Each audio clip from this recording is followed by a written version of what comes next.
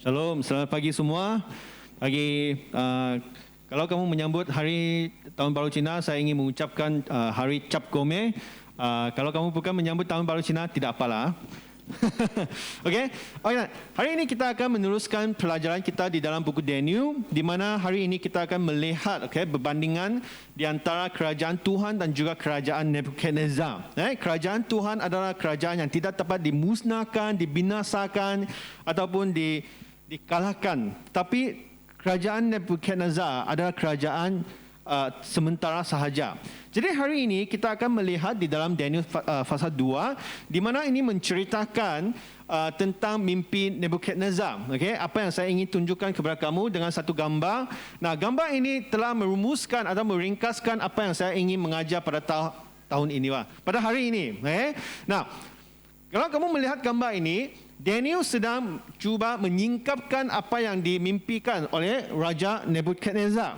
Nah, kalau di sini sebelum saya meneruskan, saya ingin menceritakan apa yang berlaku di Daniel pasal 2.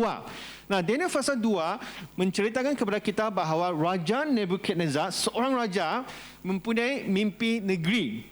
Bahawa mimpi ini menyebabkan dia tidak dapat tidur dan gelisah. Okay?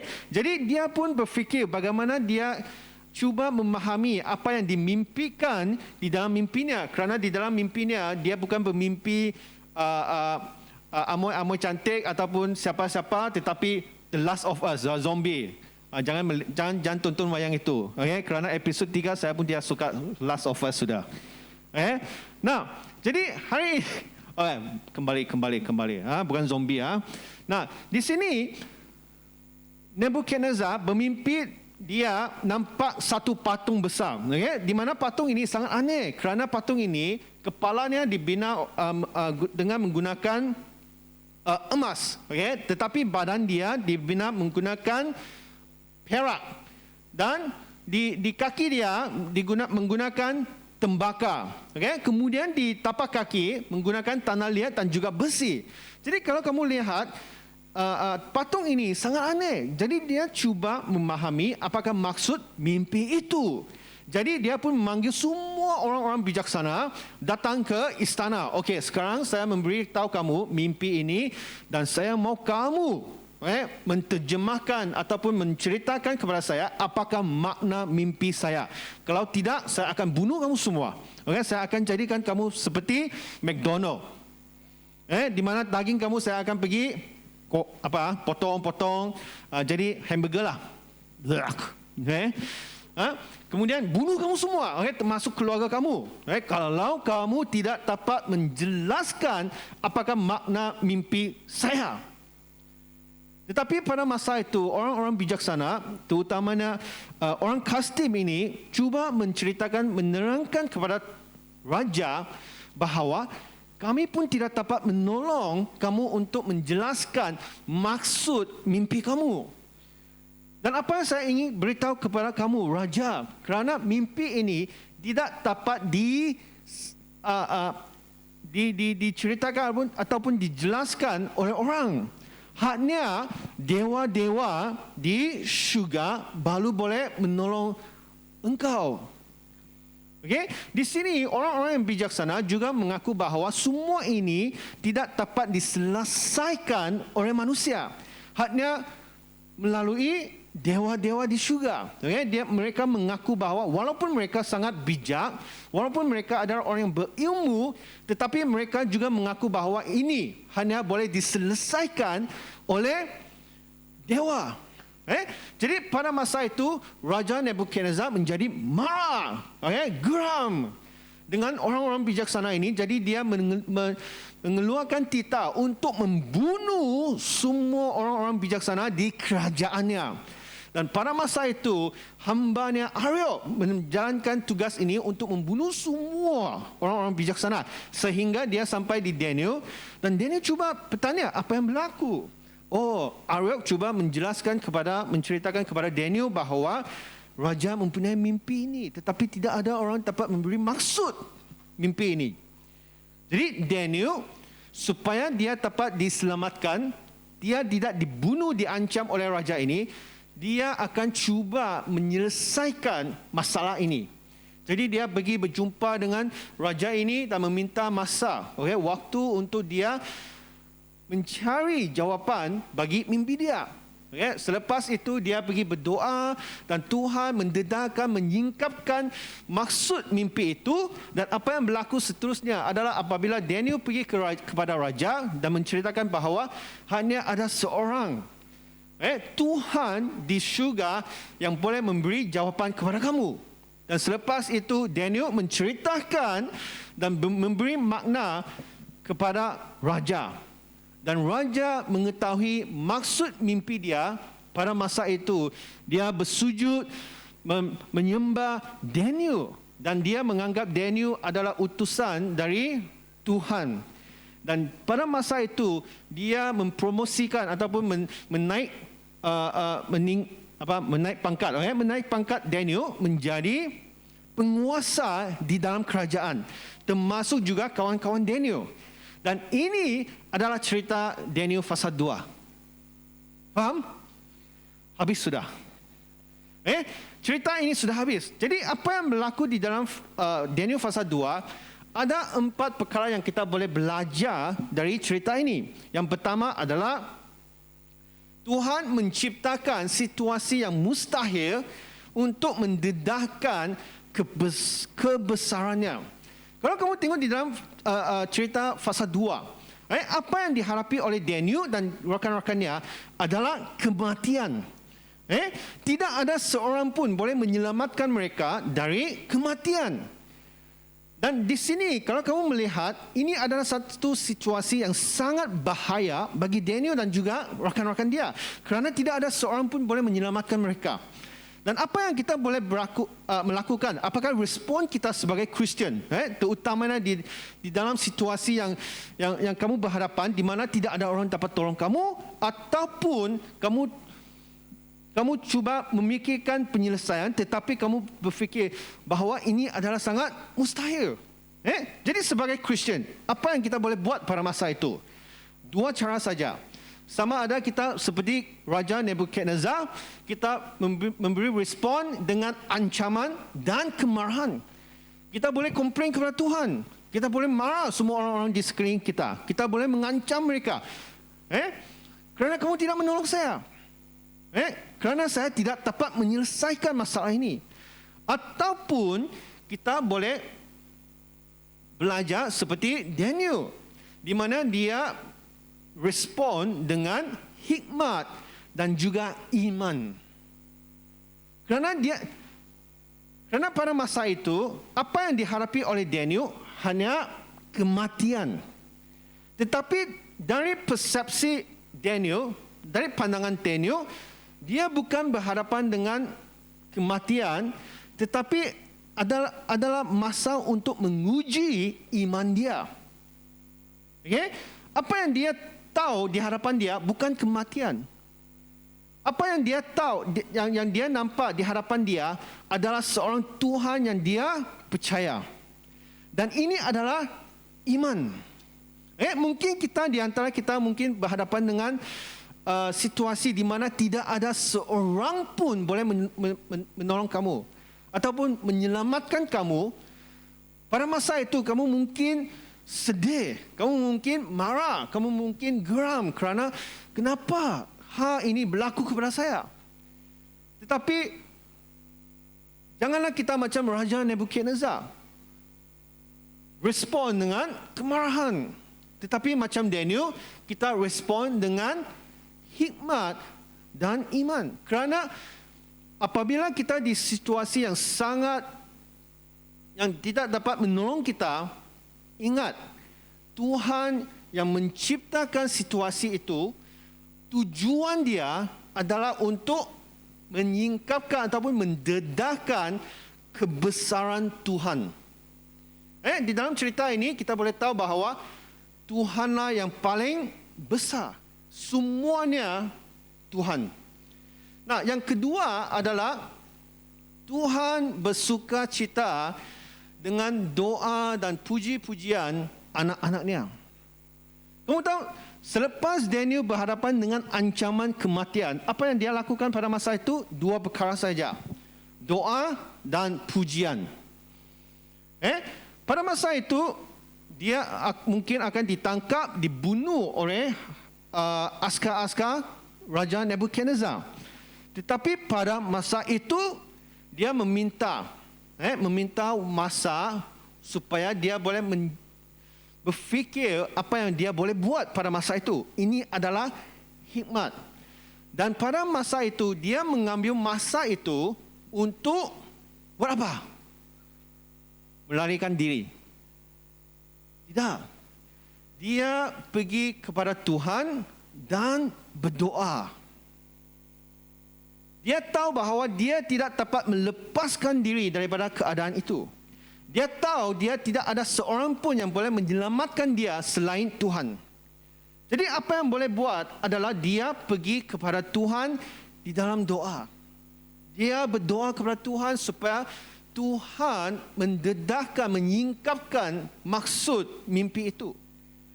Kerana pada masa itu, tidak ada seorang pun boleh menyelamatkan Daniel kecuali ada seorang yang boleh menyingkapkan maksud mimpi.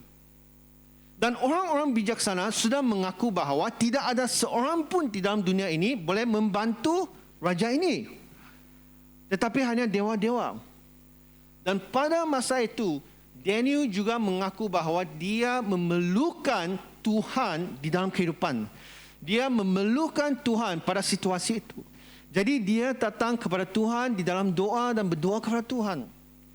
Dan selepas berdoa, Tuhan menyingkapkan makna mimpi itu. Apa yang berlaku seterusnya? Daniel memuji kebaikan Tuhan. Kamu boleh melihat bahawa Daniel memuji kebaikan Tuhan di dalam pasal 19 hingga 23. Dia memuji Tuhan kerana Tuhan menjawab doa dia. Jadi untuk kita membuat Tuhan bersukacita, kita tidak perlu buat apa-apa. Kita hanya perlu datang kepada Tuhan di dalam doa dan pujian. Amin. Amin. Dan yang ketiga, Tuhan menyingkapkan misteri kerajaannya untuk menunjukkan kuasanya. Pada masa itu, semua orang tahu bahawa negara Babel, kerajaan Babel adalah kerajaan yang paling berkuasa pada masa itu. Dan tidak ada seorang pun berani melawan dengan negara Babel. Dan pada masa itu, apabila Daniel mencari raja, dia juga menceritakan kepada raja bahawa hanya satu Tuhan yang boleh menyelesaikan masalah kamu. Jadi di sini apabila Tuhan menyingkapkan semua ini, kepada raja ini, tujuan dia adalah untuk memberitahu kepada raja bahawa akulah yang paling berkuasa. Kerajaanmu akan dimusnahkan, tetapi aku tidak akan binasa. Dan ini adalah kerajaan Tuhan. Dan ini mengingatkan kita bahawa hanya Tuhan yang mengetahui segala-galanya. Dan hanya Tuhan yang boleh melakukan segala-galanya. Semua Tuhan. Jadi di sini kamu boleh tengok bahawa Tuhan menyatakan tafsiran mimpi. Patung ini dibina oleh emas, tembaka, perak, tanah liat dan juga besi. Dan apakah maksud ini? Hanya Tuhan yang dapat memberi jawapan. Kerana mimpi ini datang daripada Tuhan dan mimpi ini hanya boleh dijelaskan oleh Tuhan. Nah, kalau kamu tengok gambar ini, ini gambar lah. Ini patung dia. Patung bukan Statue of Liberty bukan USA itu Nah, ini patung kan, kepala dia dibina oleh emas. Badan dia perak. Perak kan, silver perak kan. Kemudian bronze itu tembaka. Bahagian punggung sampai paha. Bahagian kaki adalah tanah liat dan juga besi. Nah, apakah maksud di sini? 4 bahagian ini merujuk, ini kebanyakan ahli-ahli teologi juga percaya bahawa 4 bahagian ini merujuk kepada kerajaan-kerajaan yang besar sebelum kedatangan Yesus. Okay, sebelum kedatangan Yesus. Nah, ia bermula dengan negara Babel, emas di bahagian kepala. Kemudian badan adalah Persia. Kamu tahu negara Persia ke? Medo Persia. Kamu ada tengok wayang 300? Full Sparta! Ada tak? 300 melawan 30,000 orang.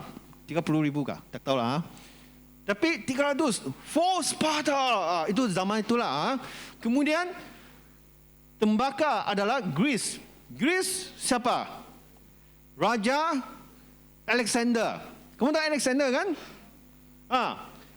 Raja Alexander. Kemudian Iron Clay adalah kerajaan Roman Empire lah. Pada masa itu Yesus dilahirkan. Nah, selepas itu apa yang berlaku kalau kamu merujuk kepada ayat-ayat di fasa 2, ada batu yang bukan dipotong ataupun dipotong oleh tangan manusia, okey? Dan batu ini merujuk kepada kerajaan Tuhan. Di mana kerajaan ini akan berkekalan. Okay? Semua ini, patung ini dan juga semua makna-makna dan maksud-maksud ini adalah diberikan kepada raja melalui Daniel. Dan semua ini datang daripada Tuhan. Jadi apabila Tuhan menyingkapkan misteri ataupun sesuatu di dalam kehidupan kamu, ini adalah untuk menunjukkan kepada orang lain bahawa dialah yang paling berkuasa. Dan apa yang berlaku pada akhirnya adalah Tuhan menghormati hamba-Nya yang setia melayani. Daniel, apabila dia berdepan dengan kematian, dia tidak takut. Di mana dia respon dengan hikmat dan juga iman. Dan dia menceritakan kepada kawan-kawan dia supaya kita berdoa bersama dengan Tuhan. Supaya Tuhan dapat mendedarkan, menyingkapkan maksud mimpi itu. Dan pada masa itu, Daniel dan juga kawan-kawannya tetap setia kepada Tuhan. Dan apa yang berlaku pada masa itu adalah Raja Nebukadnezar sangat gembira. Kerana pada akhirnya ada satu orang dapat menceritakan kepada dia apakah makna dan maksud mimpi dia. Dan pada masa itu, Raja Nebukadnezar menyembah mereka. Mereka ingat bahawa Daniel adalah pengutus dari Tuhan. Dan pada masa itu, Daniel dianugerahkan dengan banyak pemberian yang besar dan dibuatnya menjadi penguasa di seluruh wilayah Babel dan juga kawan-kawan dia. Nah, kamu tahu pada masa itu, Tuhan boleh memilih agar orang memuji mereka. Tuhan juga boleh memilih untuk meminta orang menaikkan pangkat mereka lah. Nah, apa yang kamu lihat di sini, cerita yang kamu dengar pada pagi ini hampir sama dengan cerita Joseph di Mesir. Bahawa dia menolong Farao kah? Raja BM Farao apa tu? Firaun. Firaun kan menyingkapkan maksud mimpi itu. Dan pada akhirnya dia menjadi penguasa di Mesir. Nah, apa yang kamu baca dan mendengar pada pagi ini, apa yang pasti adalah Tuhan akan menghormati hamba dia. Okey, bagi sesiapa yang melayani dia dengan setia. Tetapi untuk menerima berkat yang sama dengan Daniel, itu mungkin ya ataupun mungkin tidak. Kerana tidak semua orang boleh mendapat berkat macam Daniel dan juga Joseph. Tetapi kerana oleh itu saya menulis di sini, Tuhan boleh memilih. Tuhan tidak semestinya memberkati kamu, tetapi apa yang pasti adalah Tuhan akan menghormati hamba-Nya yang setia melayani Dia. Kalau kamu berbanding dengan anak-anak murid-murid Yesus di Perjanjian Baru, semua murid-murid ini dihormati oleh Tuhan, tetapi mereka dibunuh kerana iman mereka. Dua gambar yang berbeza. Jadi janganlah kamu berfikir bahawa kalau saya melayani Tuhan seperti Daniel, Tuhan akan memberkati saya. Tidak semestinya. Tetapi Tuhan pasti akan menghormati kamu. Apa yang kamu akan terima di dalam kehidupan kamu, saya tidak tahu. Bukan semua akan seperti Daniel dan juga kawan-kawan dia ataupun Joseph. Mungkin kita akan berakhir sama dengan murid-murid Yesus, di mana kita akan dibunuh oleh kerana iman kita. Tetapi apa yang pasti adalah Tuhan tidak akan melupakan kamu semua. Dia akan menghormati kamu, terutamanya kita yang melayani Dia dengan setia. Kalau kamu melihat di dalam cerita ini, Daniel dan juga kawan-kawan dia bersinar, terang di antara orang-orang yang tidak percaya. Dan di sini juga memuliakan nama Tuhan. Apa yang berlaku kepada Daniel ini bukan satu how to say, is not accident. It's not coincidence. Secara kebetulan kan? Nah, semua ini bukan secara kebetulan. Tetapi semua ini telah direncanakan oleh Tuhan untuk memuliakan nama Dia. Oleh itu, jika kamu berfikir kamu berada di dalam situasi di mana tidak ada orang dapat membantu kamu, janganlah kita sedih, janganlah kita geram, janganlah kita marah. Tetapi ingat bahawa mungkin Tuhan menggunakan situasi kamu untuk memuliakan nama Dia. Amin. Mari kita berdoa.